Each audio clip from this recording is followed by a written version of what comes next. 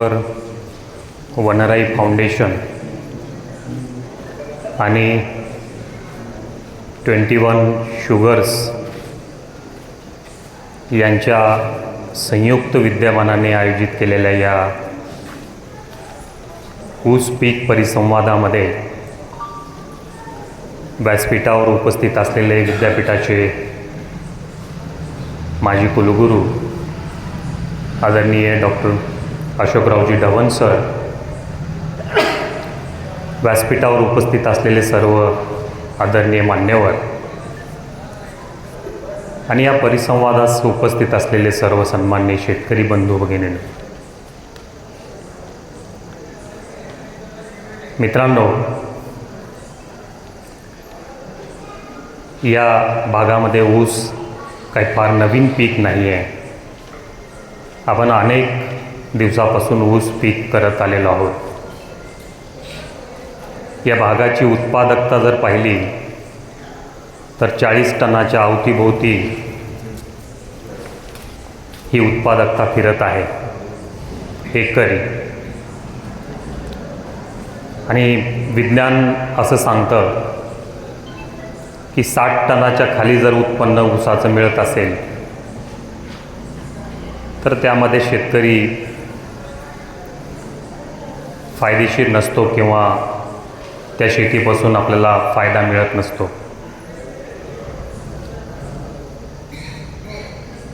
या ऊस पिकाची उत्पादकता वाढवण्याचे 2 टप्पे आहेत. आज आपण संपूर्ण मराठवाड्याचा जर विचार केला तर मराठवाड्याची उत्पादकता हेक्टरी 80 टनाच्या जवळपास आहे.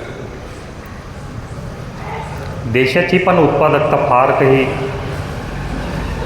मोठी नाही आहे. देशाची पण उत्पादकता 80-85 टनाच्या जवळपासच आहे हेक्टरी 2.5 एकरामध्ये. आणि मग पहिल्या टप्प्यामध्ये हा जो मराठवाड्यामधला ऊस उत्पादक शेतकरी आहे, या शेतकऱ्यांचं टनेज 40 टनावरून 60 ते 70 टन जाण्यासाठी जी काही पंचसूत्री विद्यापीठाने विकसित केलेली आहे, त्या पंचसूत्रीवर मी आज प्रकाश टाकण्याचा प्रयत्न करणार आहे. ही गावातल्या प्रत्येक शेतकऱ्यांना करणं जे शक्य आहे अशाच सूत्रावर मी प्रकाश टाकेल. त्या अगोदर एक थोडीशी पार्श्वभूमी सांगण्याचा मी प्रयत्न करेल की आपल्या भागामध्ये ऊसाची उत्पादकता किंवा टनेज का कमी आहे. त्याच्या पाठीमागे 3 ते 4 कारणं आहेत. आपण सतत म्हणतो की पश्चिम महाराष्ट्रामध्ये ऊसाचं टनेज हे एकरी 80 टनाच्या पुढे असतं. तिथली रिकव्हरी पाहिली तर 12% पुढे असते. आपला विचार जर केला तर आपण 40 टन, रिकव्हरी जर पाहिली तर 9.8%. असं का होतं आहे? त्याच्या पाठीमागे जे प्रमुख 4 कारणं आहेत त्यामधलं पहिलं कारण, आपल्या भागामधला ऊस हा शेतामध्ये फार कमी कालावधीसाठी राहतो. कुणाचा ऊस 10 महिने राहतो, कुणाचा ऊस 11 महिने राहतो, कुणाचा ऊस 12 महिने राहतो. पश्चिम महाराष्ट्रामध्ये ऊस कमीत कमी 15 महिने राहतो आणि जास्तीत जास्त 18 महिने राहतो. म्हणजे त्या ठिकाणी सगळा जो ऊस आहे तो अडसाली ऊस आहे. आपल्याकडे जो ऊस आहे तो सगळा सुरू ऊस आहे आणि सुरू ऊसाला सुद्धा आपण शॉर्ट करण्याचा प्रयत्न करायला लागलेलो आहोत. हे पहिलं कारण आहे. दुसरं जे कारण आहे, आपल्याकडे ऊसाची दाटी वाढवायला लागलोत आपण, गर्दी वाढवायला लागलो. 2 डोळ्याचं टिपरो असो, 3 डोळ्याचं टिपरो असो, टक्कर लावतो आणि एका एकरला 2.5-3 टन बेनं वापरतो. या टकरीमध्ये कोणी 3 फुटावर ऊस लागवड करते, कोणी 4 फुटावर करते. एवढा गर्दी या ठिकाणी होते. प्रत्येकजण ऊस हा एकमेकांना स्पर्धा करण्याच्या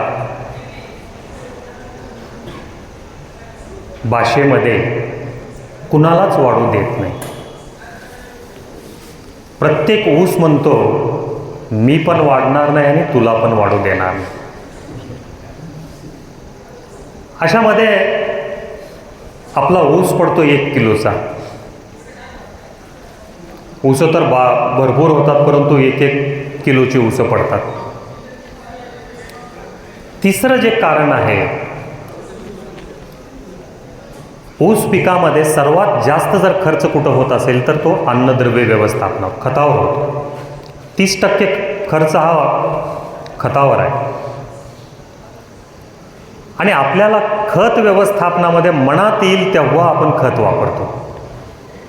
आपल्याला जर असं वाटलं की आता ऊस पीक पाऊस पडला आहे, खत द्यावं, लगेच उचलली गोणी आपण शेतामध्ये जातो. खताच्या व्यवस्थापनामध्ये मराठवाड्यामध्ये शेतकऱ्यामध्ये फार मोठी जनजागृती होण्याची गरज आहे. म्हणजे आपण जेवढा खत टाकतो त्या खताच्या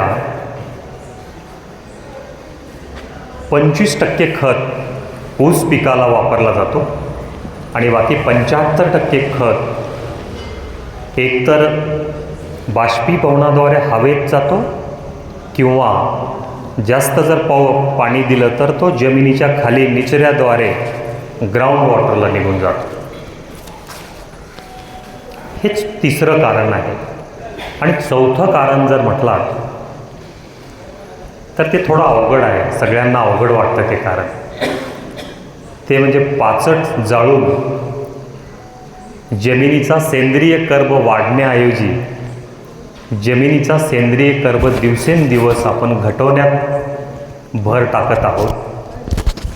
आणि जेवढा सेंद्रिय कर्ब कमी कमी होत जाईल त्या ठिकाणी शेतामध्ये कितीही मोठी ताकद लावली तर 40 टनाच्या पुढे ऊस सरकत नाही. ज्या शेताचा सेंद्रिय कर्ब 1% किंवा 1% जास्त आहे त्या शेतामध्ये 80 टन किंवा त्याच्यापेक्षा जास्त ऊस निघू शकतो. आणि ज्या शेताचा सेंद्रिय कर्ब 0.3% जवळपास आहे तिथं 40 टनाच्या वर ऊस निघत नाही. हा जो 1%वरून 0.3%वर सेंद्रिय कर्ब जो आलेला आहे तो आपण दरवर्षी पाचट जे जाळतो, एका एकरला 4 टन पाचट जाळतो, म्हणजे 40 क्विंटल.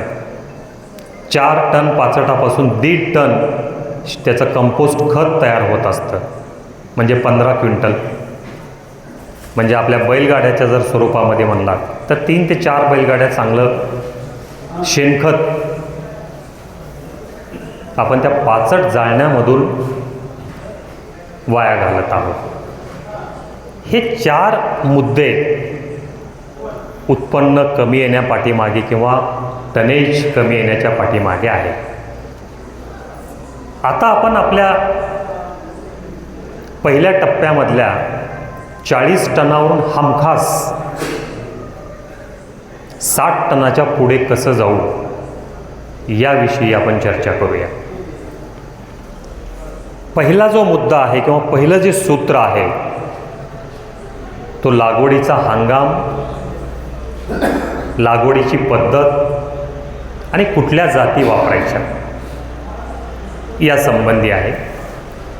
मित्रांनो, लागवडीचा हंगाम सुरू ऊसावरून तुम्ही पूर्व हंगामी ऊसावर वळलात की तुमचं 10 ते 15 टन ऊस इथेच वाढतो. म्हणजे डिसेंबर, जानेवारी, फेब्रुवारीमध्ये जर लागवड केली आणि त्याऐवजी ऑक्टोबर, नोव्हेंबरमध्ये लागवड केली तर 15 टन ऊस वाढतो. सोपं गणित आहे. 3 महिने जर ऊस आपल्या जमिनीवर जास्त कालावधी राहत असेल तर प्रत्येक महिन्याला एका एकराला 5 टनापेक्षा जास्त ऊस वाढतो. म्हणून आपल्याला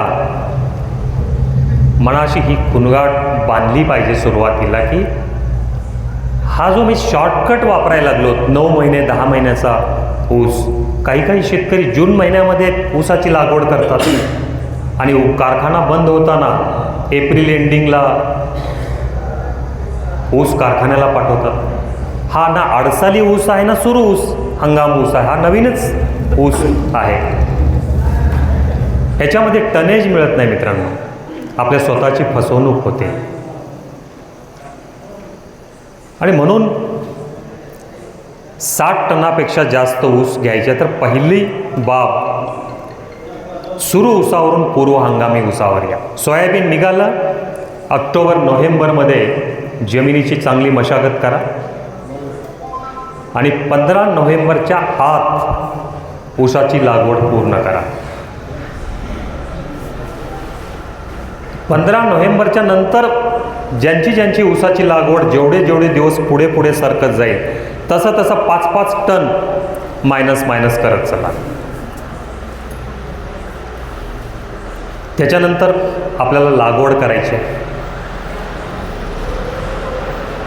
3 फूट 4 फूट 4.5 फूट 5 फूट 6 फूट. ऊसाची लागवड कुठली चांगली? ऊसाची लागवड 5 फुटावरची 1 नंबर. तुमच्याकडल्या जमिनी मी येताना पाहिल्या, सगळ्या भारी जमिनी. मध्यम जमीन कुठे तर असेल, बऱ्यापैकी भारी जमीन आहे, म्हणजे 4-5 फूट तर काळी जमीन आहे. या जमिनीला 5 फुटावरची लागवड अतिशय चांगली. या भागामध्ये 5 फुटाच्या खाली तुम्ही येऊ नका. 4 फुटावर आणि 3 फुटावर जी लागवड होते तो ऊस दिसायला चांगला दिसतो. या ऊसामध्ये स्पर्धा जास्त असते, त्यामुळे ऊसाची कांडी जी आहे ही फुगत नाही. ऊसाचं वजन 2.5 किलो 3 किलो 3.5 किलोचं होत नाही. ऊसाचं वजन 1 किलो 1.25 किलो किंवा त्याच्यापेक्षा खाली पडतं. ऊसाची संख्या मात्र भरपूर दिसते, फुटवे मात्र भरपूर दिसतात, परंतु टनेज मिळत नाही. 5 फुटाची लागवड करा आणि टक्कर बंद करून टाका. बंद झाले ना, किती बी कुठल्याही तुम्ही 2 डोळ्याचं टिपरो वापरा, 3 डोळ्याचा वापरा, रोप वापरा, पण टक्कर बंद केली पाहिजे. 3 डोळ्याच्या टिपरोची लागवड ही 100% बंद करा. 3 डोळ्याच्या टिपरोची लागवडच करू नका, कारण 3 डोळ्याच्या टिपरूमध्ये 70 टन आणि 80 टन कधीच होत नाही. मग कुठली लागवड केली पाहिजे? एक तर 2 डोळ्याची टिपरू वापरा किंवा रोपाची लागवड करा. दोन्हीही मध्ये अंतर जे आहे 1.5 फुटाचं अंतर आहे. रोपाची लागवड केलात 1.5 फुटावर रोप लावायचे. 2 डोळ्याचं टिपरू वापरलात 2 डोळ्याचं टिपरू टाका आणि 2 टिपऱ्यामधलं जे अंतर आहे ते 1.25 फूट ते 1.5 फूट राहणार. आता तुम्ही म्हणाले एवढे संख्या कमी केल्यावर कसं व्हायचं? मित्रांनो, ऊसामध्ये एवढी प्रचंड क्षमता आहे. कुणाला जर सायन्स कळत असेल तर हे पीक एकमेव आहे जे C4 गटामध्ये मोडतं. C4, C3 आणि CAM असे 3 गट पडतात पिकांचे, सगळी पिकं. या 3 गटामधला जो C4 घटक आहे त्या गटामध्ये ऊस पीक मोडतं. त्याचं वैशिष्ट्य असं आहे, त्या पिकाला सूर्यप्रकाश जेवढा मिळतो, जेवढा जास्त सूर्यप्रकाश तेवढं अन्न जास्त तयार होतं आणि तेवढी प्रकाश संश्लेषणाची क्रिया जास्त, तेवढं टिपरू किंवा जे कांडे आहेत ते कांड्याची संख्या वाढते आणि कांड्याचा आकार वाढतो. पानामध्ये अन्न तयार झालं तरच कांड्याची संख्या वाढणार आहे किंवा कांडे भरणार आहेत. तुम्ही गुगलवर C4 गटाचे वैशिष्ट्ये म्हणून टाका, तुम्हाला सगळं येईल. एवढी प्रचंड क्षमता आहे. मग तुम्ही एक सिंगल डोळ्याचं टिपरू वापरायचं का? ते पण वापरू नका. हे कधी वापरायचं? दुसऱ्या टप्प्यामध्ये गेल्या. पहिल्या टप्प्यामध्ये कधीच वापरू नका. पहिल्या टप्प्यामध्ये 2 डोळे किंवा रोग. टिपरू टाकताना कसं टाकलं पाहिजे? बघा ऊसाचे डोळे कसे असतात. ह्या अंगठ्याखाली एक डोळा जर घेतला तर दुसरा डोळा कुठे येतो? बाजूला येतो. आणि एक डोळा खाली गेला तर दुसरा डोळा कुठे येतो? वर येतो. वरचा डोळा उगवतो, खालचा डोळा उगवत नाही. टिपरू कसं पडलं पाहिजे? आडवं पडलं पाहिजे. या अंगठ्याखाली जो डोळा येतो असं टिपरू पडलं पाहिजे. दुसरा टिपरू आपला डोळा बाजूनं आला पाहिजे. म्हणजे दोन्हीही डोळे तिथं उगवले पाहिजे. त्याच्यासाठी तर 2 डोळ्याचं टिपरू वापरायचं. आपण ते काहीच बघत नाहीत.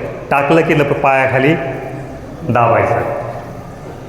ही सुद्धा लागवड बंद केली पाहिजे. पाणी द्यायचं आणि ऊसाचे टिपरू टाकून पायाखाली जे काही आपण त्याला चिखलामध्ये रोवतो, ही पद्धत बंद करून सऱ्या पाडायच्या. सऱ्यामध्ये पाणी द्या, वापशावर जमीन येऊ द्या आणि मग 1.5 फुटावर 2-2 डोळ्याचं टिपरू टाक आणि त्याला मातीनं झाकून घ्या. यामध्ये 100% उगवण होते. पण याच्यासाठी थोडी मेहनत लागते. या प्रत्येक बाबीचं रूपांतर टनेजमध्ये आहे. मग आपली लागवडीची अंतर ठरलं 5 बाय 1.5 फूट.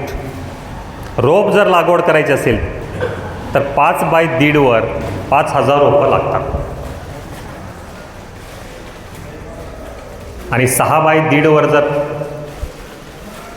करायचे असेल, नाही 5 बाय 1.5 वर 6,000 रोपं लागतात आणि 6 बाय 1.5 वर 5,000 रोपं लागतात. याच्याप्रमाणे आपण नियोजन करावं. मग जाती कुठल्या वापरायच्या? राहू द्या, पाणी थोडं थांबा. बिस्किटची गरज नाही, थोडा वेळ थांबा. जाती कुठल्या वापरायच्या? मित्रांनो, आपल्या भागामध्ये फक्त 4च जाती आहेत. जुनी जी सगळ्यात जात आहे 86-032 ही आजही उत्कृष्ट जात आहे. राज्यामधला जवळपास 50 ते 60% एरिया या 86-032 खाली आहे.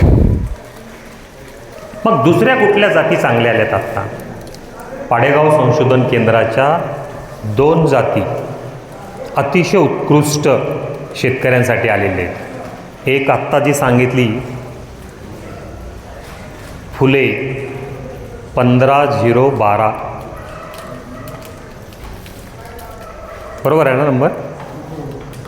आणि दुसरी 15-0-06. ही 15-0-06 आपल्याकडे अजून आलेली नाही आहे. पण 15-0-12 जी आहे त्याचे पॅरेंट्स लक्षात घ्या तुम्ही.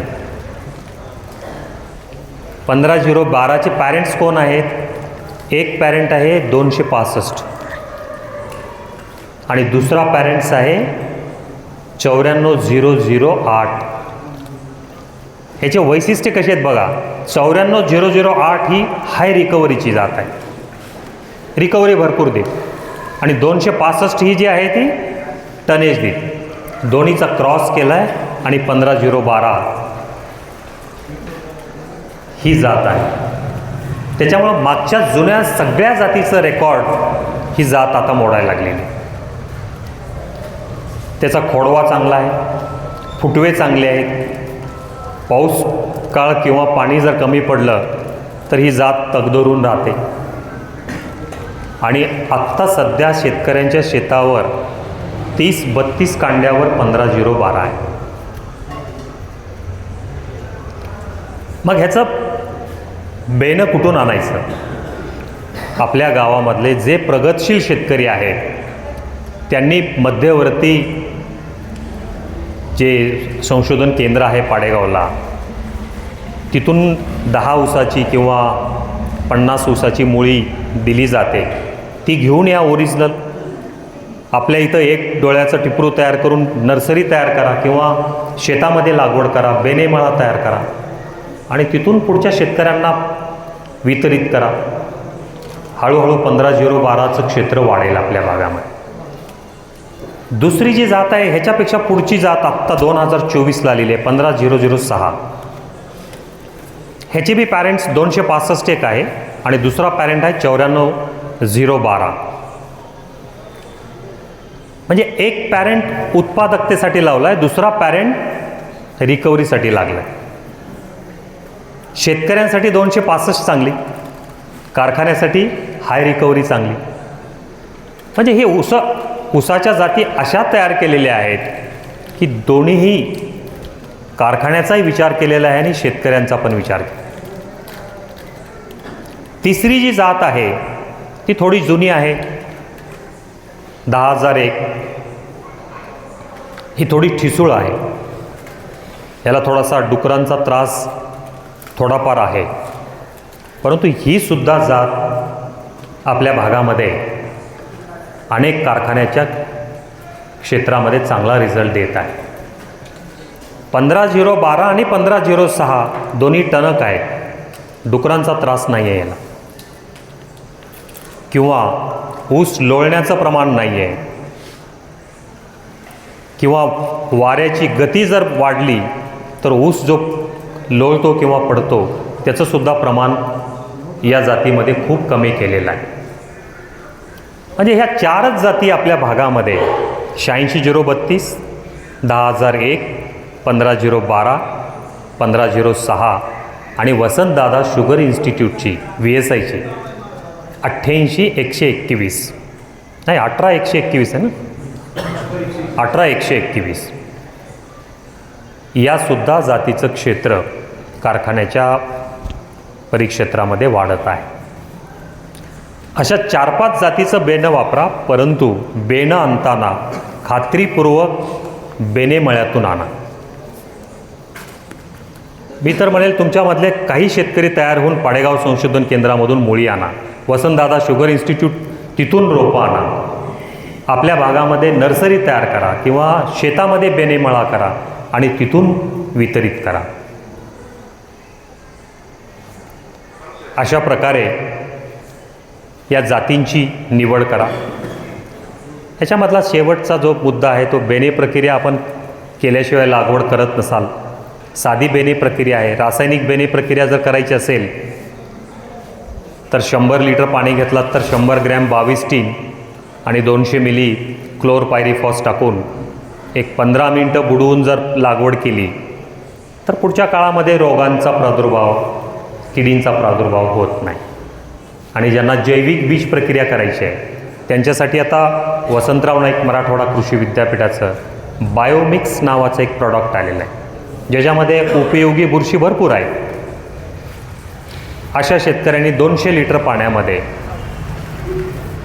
2 किलो किंवा 2 लिटर बायोमिक्स मिक्स करून त्याच्यामध्ये एक 15 मिनटं हे बेणं बुडवून लागवड करू शकतो. अशा प्रकारे हे पहिलं सूत्र इथे पूर्ण होतं. आता आपण दुसऱ्या सूत्रावर जाऊ. पहिलं सूत्र समजलं का सगळ्यांना? त्याच्यामधला महत्त्वाचा मुद्दा तुम्हाला सुरू ऊसावरून पूर्व हंगामी ऊसाकडे यायचे आहे, 5 फुटावर लागवड करायची आहे आणि या 4-5 जातीमधल्या जातीपैकी निवड करायची. दुसरा फार महत्त्वाचा मुद्दा आहे अन्नद्रव्य व्यवस्थापन. मित्रांनो, ऊसाचं 60 टन 70 टन हे टनेज त्या जमिनीमधली ताकद चांगली असल्याशिवाय येत नाही. जमिनीची ताकद म्हणजे काय? त्या जमिनीला शेणखत पाहिजे, कंपोस्ट खत पाहिजे किंवा मळी पाहिजे. 3 वर्षातून एकदा का होईना त्या जमिनीला सेंद्रिय खत मिळालं पाहिजे. आता दरवर्षी आपण सेंद्रिय खत टाकत नाही, परंतु 3 वर्षातून एकदा मिळालं पाहिजे. एकदा सेंद्रिय कर्ब चेक करून बघा आपल्या जमिनीचा किती आहे. 0.75 75च्या पुढे जर असेल तर त्या जमिनी तुम्हाला 70-80 टन ऊसाचं उत्पन्न देतात. आणि कमी असेल तर वाढवण्यासाठी हे शेणखत, गांडूळ खत किंवा हिरवळीचे खतं ढ्यांच्या लावणे, मळी टाकणे. मळीमध्ये सल्फर फार चांगला असतो घटक, त्याचा वापर वाढवला पाहिजे. ऊसामध्ये अन्नद्रव्य व्यवस्थापनामध्ये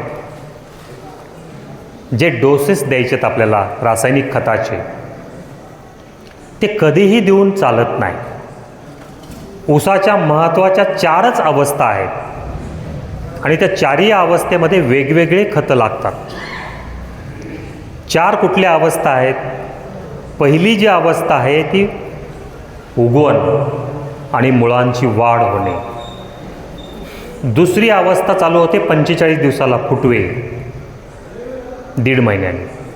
तिसरी अवस्था 75 दिवसाला चालू होते, 75 ते 80 दिवसाला पहिलं कांड पडतं ऊसामध्ये. आणि शेवटची अवस्था आहे 4-4.5 महिन्याची, ज्यावेळेस लागवडीपासून 4.5 महिन्याचा ऊस होतो, त्यावेळेस ऊसाची जोमदार वाढ आणि कांडे टाकणे, कांड्याची जाडी वाढणे. त्यावेळेस ऊस असतो 3 ते 4 कांड्यावर. या 4 स्टेजला जर योग्य खतं जर पडली तर मग मात्र आपल्याला ऊसाचं टनेज 60-70 टन मिळतं. मग लागवडीच्या वेळेस खतं कोणती दिली पाहिजेत आणि लागवडीच्या वेळेस खतं ही ऊस लागवड केल्यानंतर द्यायची का करण्याच्या अगोदर द्यायची? मित्रांनो, ऊस पिकाला सरीमध्ये तुम्ही रोप किंवा कांड टाकण्याच्या अगोदर त्या सरीमध्ये खत पेरून दिला पाहिजे. या अवस्थेला युरिया लागत नाही. युरियाची गरज या अवस्थेला नसते. या अवस्थेला कुठले खत लागतात? स्फुरद लागतो, पालाश लागतो, सल्फर लागतो, सूक्ष्म मूलद्रव्ये लागतात, झिंक, आयर्न लागतं. आत्तापर्यंत 2च कंपन्या आहेत ज्या कंपन्यांनी ऊसासाठी स्पेशल खत तयार केलेले. कुठले आहेत? सुरुवातीला इफ्को कंपनीनं 10-26-26 खत तयार केलं. हे ऊसासाठी तयार केलं खत. आणि आत्ता मागच्या 5-6 वर्षापूर्वी महादन कंपनीने 9-24-24 हे जे खत तयार केलं आहे, स्पेशली ऊस पिकासाठी तयार केलं आहे. या 2 खतापैकी एका खताचा वापर करा. बाकी खताचे DAP दिलात, एक घटक कमी पडतो. 20-20-0-13 दिलात, दुसरा घटक कमी पडतो. अजून 19-19-19 दिलात तर असं सगळ्या खताची गरज तिथं नाही आहे. मग 10-26-26 किंवा 9-24-24 ही जर खतं द्यायची झाली तर लागवड करण्याच्या अगोदर सुरू ऊसाला किंवा पूर्व हंगामी ऊसाला 2 पोते एका एकरला आपल्याला द्यावायचे आहे. 9-24-24 किंवा 10-26-26. याच्या सोबत काय द्यायचं आहे? 10-26-26 मध्ये दुसरं काहीच नाही आहे, परंतु 9-24-24 मध्ये सूक्ष्म अन्नद्रव्ये त्यांनी दिलेली आहे. त्याच्यामुळं 9-24-24 टाकल्यानंतर सूक्ष्म अन्नद्रव्ये देण्याची आवश्यकता नाही. मग इथे सल्फर फक्त आपल्याला वेगळा द्यावा लागतो. वसंतदादा शुगर इन्स्टिट्यूट आणि पाडेगाव संशोधन केंद्र, दोन्ही केंद्रांनी संशोधन केलं आहे आणि त्यांनी सांगितलेलं आहे की एका एकराला ऊसामध्ये 15 किलो सल्फर लागतो. मग तो बेनसल्फच्या माध्यमातून द्या, अमोनियम सल्फेटच्या माध्यमातून द्या किंवा सिंगल सुपर फॉस्फेटच्या माध्यमातून द्या, परंतु सल्फर आपल्याला ऊसामध्ये देणं अत्यंत आवश्यक आहे. आणि जर 9-24-24 जर नाही दिला, 10-26-26 दिला तर सूक्ष्म मूलद्रव्ये ग्रेड 1 म्हणून मार्केटमध्ये आता उपलब्ध झालेले आहेत. वनिदा कंपनीचा आहे, रानडेचा आहे, इफ्कोचा आहे, RCFचा आहे, अनेक कंपन्यांचे आले. हे 15 किलो प्रति एकरी द्यावं लागतं.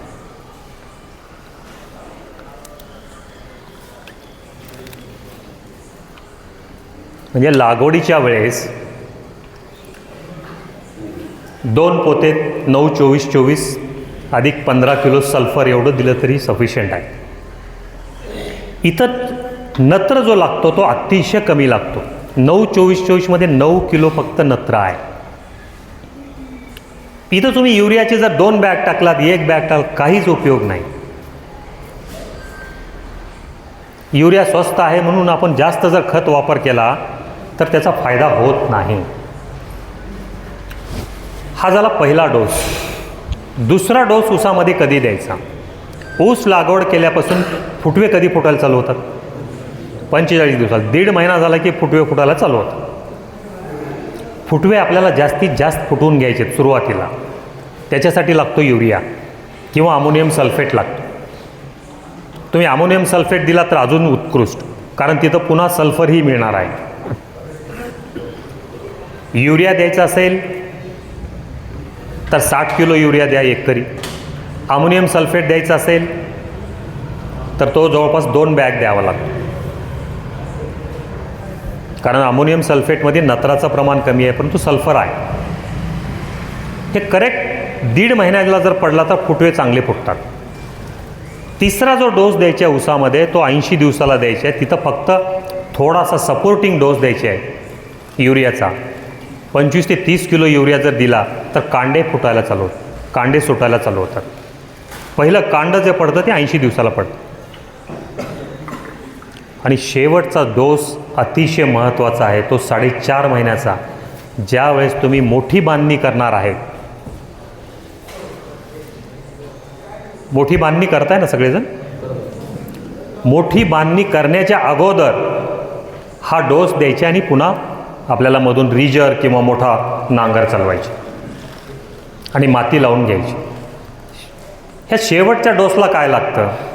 जे पहिल्या डोसला लागतंय तेच पुन्हा शेवटच्या डोसला लागतं.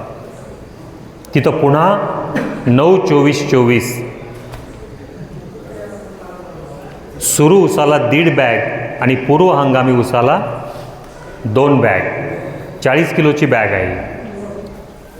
80 किलो 9-24-24 लागतं. आणि या ठिकाणी सूक्ष्म मूलद्रव्ये ग्रेड 1ची 10 किलोची 1 बॅग द्यायची. त्यासोबत इथं युरिया किंवा अमोनियम सल्फेट लागतो. युरिया द्यायचे 40 किलो द्या, अमोनियम सल्फेट द्यायच्या 75 किलो द्या. असे हे 3-4 डोसेस जे आहेत ह्याच्यानंतर ऊसाला डोस लागत नाही. आता आपल्याला असं वाटलं की ह्याच्यानंतर ऊसाला डोस द्यायचे आहे 4.5 महिन्यानंतर. देऊ शकतो आपण, पण फक्त 0.050 किंवा पोटॅश देऊ शकतो, जो साखर तयार करतो आणि साखरेचं वहन ऊसामध्ये करत असतो. दुसरा कुठलाच घटक, समजा आपण 4.5 महिन्यानंतर युरिया जर दिला तर तयार होणारी जी साखर आहे त्या साखरेचं रूपांतर, सुक्रोजचं रूपांतर ग्लुकोजमध्ये होतं. म्हणजे पुन्हा रिकव्हरी कमी करायच्या प्रयत्नाकडे वळतं. आणि शेवटी 7-8 महिन्याचा ऊस झाल्यानंतर तिथं जर आपण युरिया दिला तर आपली रिकव्हरी बऱ्यापैकी कमी करतात. तुला ज्यांना सायन्स समजतंय त्यांच्यासाठी मी सांगतो की 7 महिन्याच्या नंतर जर आपण युरिया दिला तर त्या ठिकाणी हा जो सुक्रोज तयार झालेला असतो तो सुक्रोजचं रूपांतर ग्लुकोजमध्ये व्हायला चालू होतं या युरियामुळे. आणि ग्लुकोज तयार व्हायला लागला की साखरेचं प्रमाण कमी होतं. म्हणजे आपली रिकव्हरी जी 10% 11% लागणार आहे ती आज हळूहळू कमी व्हायला चालू होते. म्हणून अशा प्रकारे आपण खतांचं नियोजन, सूक्ष्म अन्नद्रव्ये बी आले पाहिजेत ज्याच्यामध्ये झिंक आणि फेरस हा फार महत्त्वाचे 2 घटक आहे. दुय्यम अन्नद्रव्यामध्ये सल्फर महत्त्वाचा आहे आणि सुरुवातीला सांगितल्याप्रमाणे 9-24-24 हा खत ऊसासाठी फार चांगला रिझल्ट्स आपल्या भागामध्ये देत आहे. ह्याच्या व्यतिरिक्त ऊस आपण नोव्हेंबरमध्ये लावला आहे, जूनमध्ये पाऊस पडला आहे आणि जूनमध्ये जर आपण खत देत असाल तर पुन्हा फुटवे फुटतात. त्या फुटव्याचं रूपांतर ऊसामध्ये होतं का? कोणीही सांगा. कराड साहेब कुठं आहेत? कराड साहेब सांगा. जूनमध्ये जर आपण युरिया दिला ऊसाला आणि डिसेंबरमध्ये ऊस तुटणार आहे आपल्या कारखान्यासाठी, त्या फुटव्याचं रूपांतर डिसेंबरमध्ये ऊसामध्ये होतं का? नाही होत. मग कुठं जातं ते? वाडे म्हणून जातं. वाड्याची ट्रॅक्टर भरते इकडे, म्हणजे त्या मुख्य ऊसालाही वाढू देत नाही आणि स्वतः तर वाडे म्हणून जाणार आहे. मग युरिया द्यायचा कशासाठी? मित्रांनो, एक बाब इथून जाताना आता एक लक्षात ठेवा. फुटवे फुटायला चालू होतात 1.5 महिन्याला, 45 दिवसाला, आणि फुटवे फुटणे बंद कधी करायचे? 90व्या दिवशी. हे तंत्र ज्या शेतकऱ्याला जमलं तो 80 टनाच्या पुढे जातो. हे दुसऱ्या टप्प्यातलं उदाहरण आहे. मी आत्ता तुम्हाला सांगायला लागलो पहिल्याच टप्प्यामध्ये. अजून एकदा सांगतो पुन्हा. फुटवे फुटणं 45 दिवसाला चालू होतं आणि जो शेतकरी 90व्या दिवशी बंद करतो तो 80 टनाच्या पुढे जातो. कारण या दरम्यानचे जेवढे फुटवे फुटतात एका डोळ्यापासून 7, 8, 9, त्या फुटव्याचं रूपांतर 100% ऊसामध्ये होतं. आणि 90 दिवसानंतर फुटणारे फुटवे हे ना स्वतः वाढत नाहीत ना मुख्य ऊसालाही वाढू देत नाही. ते फक्त अन्नद्रव्य खाण्याचं काम करतात आणि वाडे म्हणून ते जनावराकडे जात असतात. हे तंत्र आपल्याला जमलं पाहिजे. बाकी मित्रांनो, तुम्हाला जमतं आहे तेवढं शेणखत, कंपोस्ट खत, मळी हे वापरण्याचा प्रयत्न करा. फक्त रासायनिक खतावर टनेज 80 टन मिळत नाही. या दोन्हीचा संगम जिथं होतो, रासायनिक खताचा आणि सेंद्रिय खताचा, तिथं तुम्हाला टनेज मिळतं. तिसरं सूत्र तण व्यवस्थापनाचं. ऊसामध्ये पहिले 90 दिवस 3 महिने जो शेतकरी तणविरहित शेत ठेवतो तो 80 टनाचा टार्गेट 100% गाठू शकतो. मग पहिल्या 90 दिवसापर्यंत तण कशी येऊ द्यायची नाहीत? आंतरमशागत करा. 80 दिवस झाले की आपण बाळ बांधणी करतो, एक बारकिसी माती लावण्याचा प्रयत्न करतो. त्याच्याद्वारे सुद्धा तणांचं नियंत्रण होतं. बाकी तणनाशकाचा वापर ऊसामध्ये आता चांगली तणनाशक आलेत. पाडेगाव संशोधन केंद्राने एक शिफारस केली होती सुरुवातीला, 2,4-D अधिक मेट्रीब्युजिन. म्हणजे आपण अगोदर काय करायचो? 2,4-D वेगळं घ्यायचो, मेट्रीब्युजिन म्हणजे सेनकॉर वेगळं घ्यायचो, दोन्हीचं कॉम्बिनेशन करायचो आणि ऊसामध्ये मारायचो. आता बऱ्याचशा कंपन्यांनी 2,4-D अधिक मेट्रीब्युजिन असं दोन्हीचं कॉम्बिनेशन आणलं. उदाहरणार्थ सांगायचं झालं तर स्वाल कंपनीने त्रिशुक नावाने एक तणनाशक मार्केटमध्ये आणलेलं आहे, ज्याच्यामध्ये हे दोन्ही कॉम्बिनेशन आहे आणि तिसरा एक घटक टाकलेला आहे. बेस्ट तणांचं नियंत्रण होतं. म्हणजे एकदल वर्गीय जातात, द्विदल वर्गीय जातात, पण त्याची फवारणी योग्य वेळी झाली पाहिजे. तण 2-3 पानावर असताना जर त्या तणनाशकाचा वापर झाला तर 100% नियंत्रण मिळतं. तण मोठी झालेत तर आपण हे त्रिशुक 10 लिटर पाण्याला 60 ग्रॅम वापरतो, म्हणजे 15 लिटरला 90 ग्रॅम. हे जे प्रमाण आहे हे प्रमाण 3 पानावरच्या तणांना चांगलं मारतं. आणि हेच जर प्रमाण तण जर 6 पानावर 7 पानावर आले तर दाद देत नाहीत, मोठे होतात. म्हणून योग्य वेळी ऊस लागवड केल्यानंतर एक 3-4 आठवड्याच्या आत जर ही तणनाशकाची फवारणी घेतली तर पुढचे महिनाभर आपल्याला बघणं लागत नाही. म्हणजे ही तणनाशक आणि आंतरमशागत मजूर न लावता जर केली तर ऊसामध्ये तण नियंत्रणावरचा खर्चसुद्धा कमी करू शकतो. चौथा जो मुद्दा आहे तो आहे बाळबांधणी आणि मोठी बांधणीचं महत्त्व. मित्रांनो, तुमच्या भागामध्ये ही मोठी बांधणी करताय, तुमचं सगळ्यांचं अभिनंदन. परंतु आता ऊस उत्पादक पट्ट्यामध्ये ही बाळबांधणी आणि मोठी बांधणी विसरून चाललेत शेतकरी. तुम्हाला एक 2 वर्षापूर्वीचा किस्सा सांगतो मी. लातूर जिल्ह्यामध्ये मी असताना पोळ्याच्या आदल्या दिवशी लातूरच्या काही भागामध्ये एक वारा आला. त्या वाऱ्याची गती होती 80 ते 90 किलोमीटर प्रति आवर. एवढा जोरात वारा होता. हा वारा जवळपास एक 10-15 गावांना स्पर्श करून गेला. त्या गावामधला सगळा ऊस जमीन असा लोळला खाली. पण त्या गावामध्ये असे काही प्लॉट होते जे उभे होते.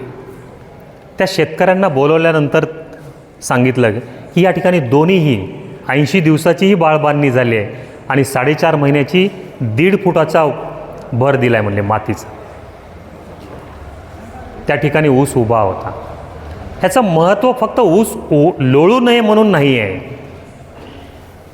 या दोन्ही बांधणीचं महत्त्व, ह्याचं 3 महत्त्व मी सांगेल. पहिलं महत्त्व, बाळबांधणी आपण 80 दिवसाला करतो आणि मोठी बांधणी 4.5 महिन्याला करतो. पहिलं महत्त्व, फुटवे फुटण्याचं प्रमाण आपण कमी करतो. माती लावली की फुटवा फुटत नाही. सूर्यप्रकाश जर बुडावर पडला नाही तर फुटवे फुटणं बंद होतं. हे पहिलं महत्त्व आहे त्याचं. आपल्याला एका ऊसा डोळ्यापासून 7 ऊसं मिळालेत. पुन्हा फुटव्याची काय गरज आहे? 7 ऊस चांगले वाढवा.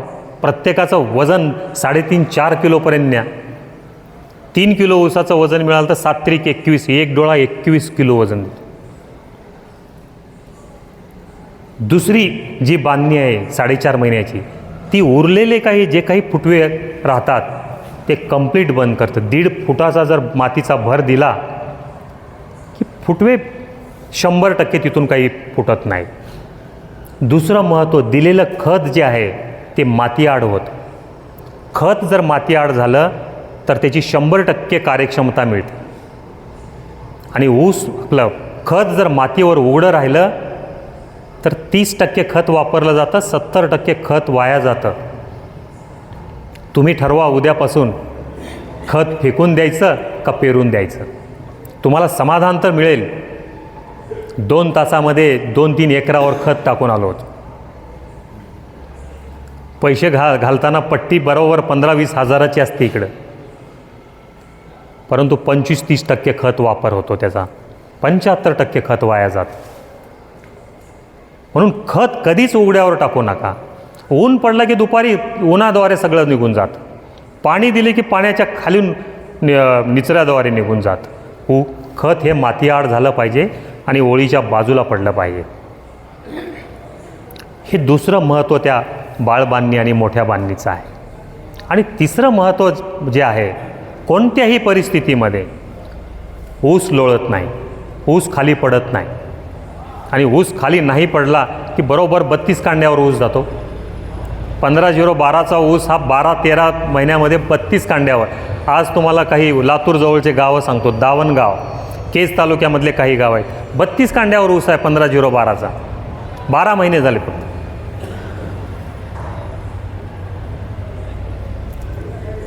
तर या दोन्हीही बांधण्या विसरू नका. दोन्ही बांधण्याचं महत्त्व फार मोठं आहे. छोट्या छोट्या बाबी आहेत. शेवटचा जो मुद्दा आहे ऊसामधला, तो म्हणजे पाचटाशी संबंधित आहे.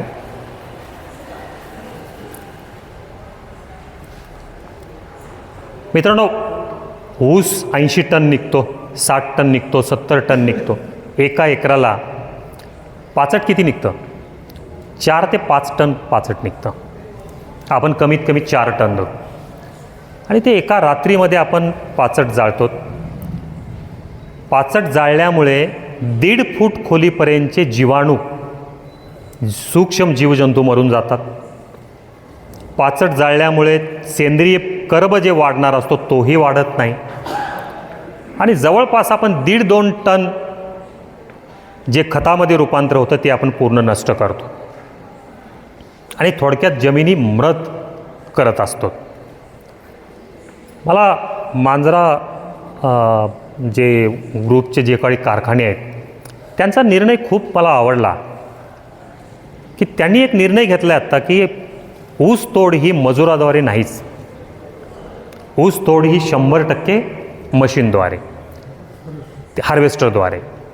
त्याच्यामध्ये काय होतं, हार्वेस्टरने ऊस ज्यावेळेस तोड होती त्यावेळेस ऊसाचा प्रत्येक पान त्याचा वाडात बारीक तुकड्यामध्ये रूपांतर होऊन शेतावर पसरतो आणि आपण तो पाचट त्या ठिकाणी कमीत कमी जाळत नाही.